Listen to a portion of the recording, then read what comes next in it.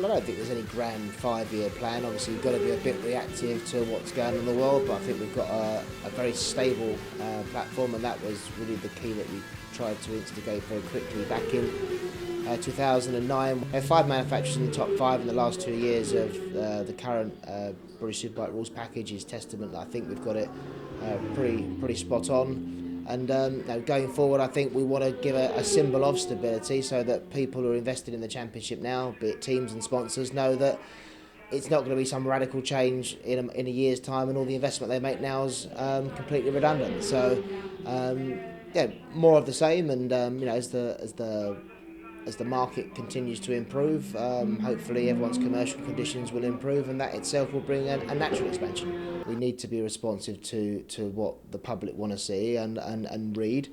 And I think, frankly, they don't give two hoots about whether something's got the latest gizmo, and they want to see close, exciting racing. Teams need to be able to put equipment onto the grid that's competitive.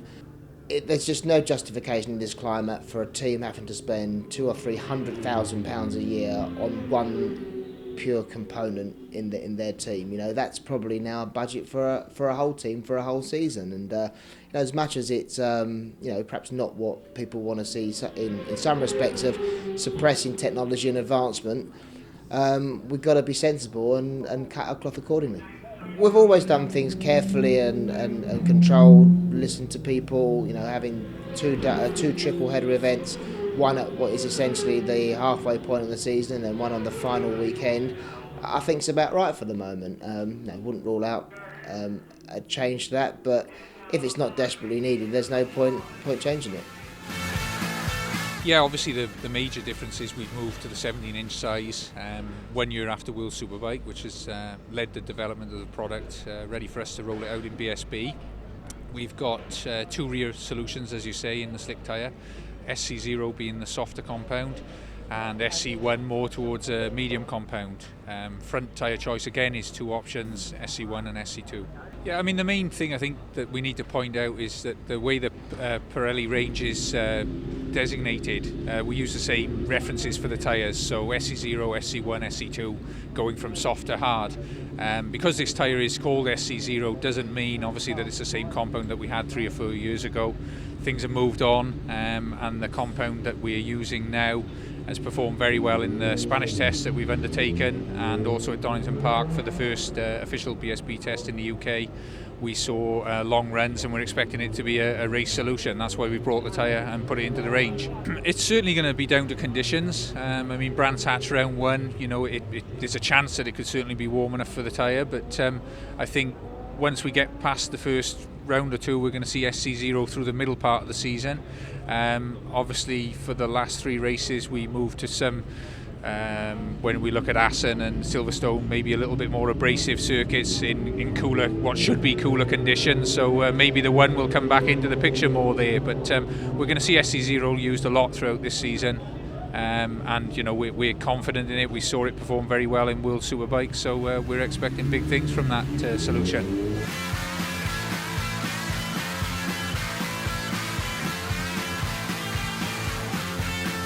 Despite Alex's fantastic talent and a great result for them last year, it became harder and harder, in our opinion, to make keep the Honda competitive at this level. Maybe there was a sign of that on the other side of the Samsung garage, and the bike that seemed to be doing the best was the Kawasaki, both at world level and in the British Series. We were speaking to BMW and Kawasaki from the middle of last year, and it was really the talks with KM UK that really steered us in that direction. Yeah, already we're finding with the feedback that we get from them in terms of bike setup and getting the bikes as fast and working as well as they can on circuit it's the best we've dealt with. And certainly in terms of their raw speed and experience in what will be probably a variety of weather conditions and race conditions throughout the year, I think we've probably brought on board 2 people that are capable of some great results. We talked just prior to him joining Milwaukee and Sean last year, and at that time it probably was a little bit too early for us to be a strong consideration for him. We carried on talking towards the end of the 2013 season. I think when he knew that we were going to be going to Kawasaki with their support, that was the turning point for him, and we've enjoyed a good relationship over the last couple of years, so it was based around that. If we do our job really well, we can get both of our guys in the showdown. There's probably 12, 14 riders that could realistically say they want to have a go at that. I think there are 3 or 4 teams that will realistically get their boys in those 6 positions. If we get 1, we'll have done a good job. If we get 2 in the showdown, we've done a great job. I think our main focus is to have our package performing to a point where we can win races by round 9. And if we've got people in the showdown and we've got a bike that's capable of winning races by round 9, then that says we've got a chance of winning the championship. I'm a realistic guy. Is it realistic for us to win the championship this year? Probably not so. Will that stop us trying? No. This year or next will do for me. It's going okay. You know, we've not been out to Spain like everyone else, and we're just slowly taking it step by step and session by session and just build up into it, and that's what we're going to do for the season, really. Yeah, I'm happy enough. The bike's going well. It's nice to be back on the Superbike, and it's nice to be back on the Honda, as that was the last thing, you know, I rode last year with the World Endurance, so sun's out, can't complain. Now I'm back on the Superbike. It's just more to my style, and you know, and just more enjoyable to ride it, just what you want it to do. My New Year's resolution was to not be on a life support machine, and we're 3 months into the year and I'm not on it, so I'm pretty happy. I wouldn't have been here if it wasn't for a few key people, really, which is Darren from Harris and Ross and a few of the girls from Body Shocker. So they've done my nutrition, my physio, my rehab, and you know, when when you get injuries, you don't quite realise how long it takes for anything to adapt. So I'm in real good shape, but that's only because of other people helping me out. It's hard work, but luckily having people around like that, that's mean I've made it here today.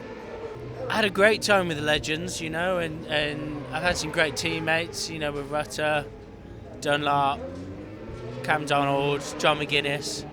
You know, it's been a heck of an experience, but it was a 3-year plan for Honda, and this is the end of the 3 years was the season I was there. So yeah, I'm sorry to see the back of it. You know, I got on well with the team and I enjoyed it, but you know, it just means I can do other things. You got to set achievable goals, and really I want to try and stamp my name out there. This will be my 3rd year, well, 2nd as I stacked it the other year, but you know, this will be the 3rd time there. I know how to adjust my riding style, and yeah, I'm looking forward to it. I'm going in with high expectations. I got to pull my finger out and show everyone that what I can do and what I used to do. Everybody that you interview says the showdown's the target. It's almost the standard cliche line. So the showdown's the target. But we think we've got a realistic chance. We've made some good jumps forward over winter.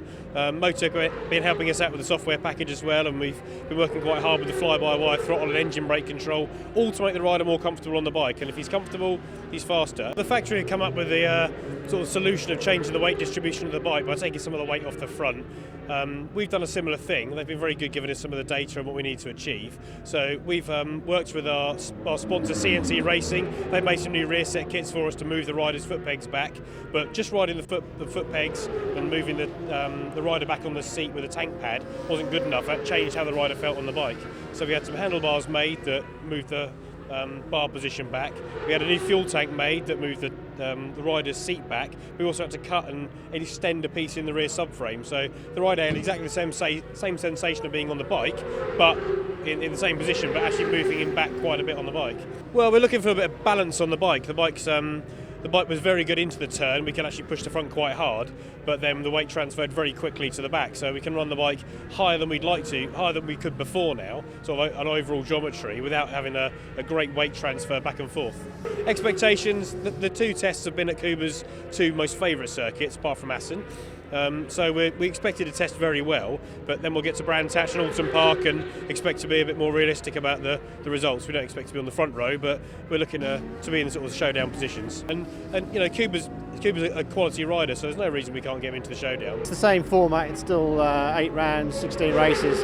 But what the great thing is that a lot of the people that were there last year have moved up to the 899. So we've got a lot of the front runners, people like Martin and Jonathan Rout and Darren Fry, Leo Morris. We've got former A4A Challenge champions, and the racing's been so exciting over the last 3 years, and it's going to be another great season. Neil's obviously a hugely experienced guy in terms of racing, and what he'll do is he'll help a lot of the younger riders, and even some of the more experienced guys with knowing their way around around some of the circuits in the UK, and especially some of the ones they may not have been to before, such as Assen.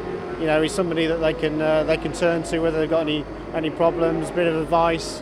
Neil's going to be a really good ambassador, and he'll do a lot of stuff in terms of PR, commentating, being in and around the hospitality as well. We're very fortunate to be partnered by Eurosport, who are a growing media group that has pressed us into Pan-Europe and Pan-Asia Pacific.